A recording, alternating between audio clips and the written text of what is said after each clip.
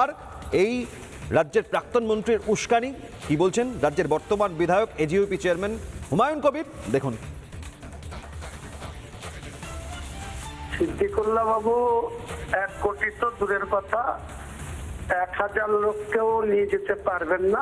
কারণ যখন রাজ্য সরকার একটা সিদ্ধান্ত নিয়েছে যে যত বছরেরই মসজিদ হোক, 136 বছর হোক আর তার বেশি হোক বা কম হোক, সেই মসজিদ যখন রাজ্য সরকারের তরফ থেকে তার বিকল্প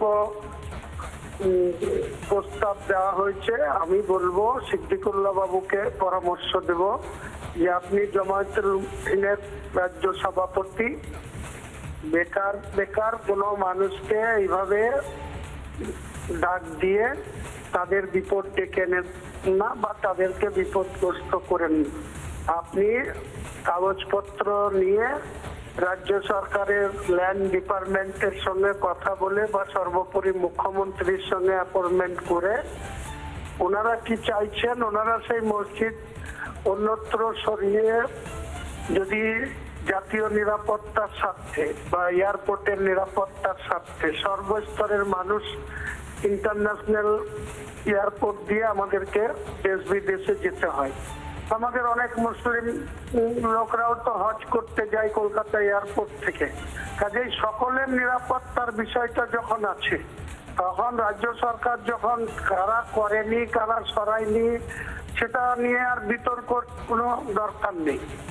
যারা বর্তমানে সরকার যখন চাইছে যে তার বিকল্প জায়গায় মসজিদ হোক, তাহলে মসজিদ কর্তৃপক্ষ যারা সেখানে বসবাস করেন, যারা দীর্ঘদিন ধরে সেখানে নামাজ পড়েন, তারা একটা বিকল্প অপশন সরকারের কাছ থেকে পরামর্শ করে সেটা একটা নতুন ভাবে মসজিদ নির্মাণ করুক, এটাই বলবো, পরামর্শ দেব। শুনলেন হুমায়ুন কবিরের বক্তব্য। সিদ্দিকুল্লাহ সব জারিজুরি শেষ, 1 কোটি লোককে নিয়ে যাব সেখানে 10 জনও নয়, 1 কোটি লোককে নিয়ে যাব সেখানে 1 মিনিটও নিজে দাঁড়ালেন না, পালিয়ে গেলেন সিদ্দিকুল্লাহ রাজ্যের প্রাক্তন মন্ত্রী। নিজেই গত বছর 2025-এ মন্তেশ্বরে তৃণমূলের কর্মীদের কাছেই বিক্ষোভের মুখে পড়েছিলেন, টানা খেয়েছিলেন। আর এবার সিদ্দিকুল্লাহ মানুষকে তাতিয়ে দেওয়ার চেষ্টা করে নিজেই গেলেন পালিয়ে। বিমানবন্দরে মসজিদ নিয়ে উস্কানি সিদ্দিকুল্লাহ, উস্কানি দিতে বাঁকড়া বিমানবন্দর চত্বরে সিদ্দিকুল্লাহ চৌধুরী পৌঁছলেন। 1 কোটি লোক নিয়ে যাওয়া দূরত্ব, 1 মিনিটও নিজে দাঁড়ালেন না সেখানে।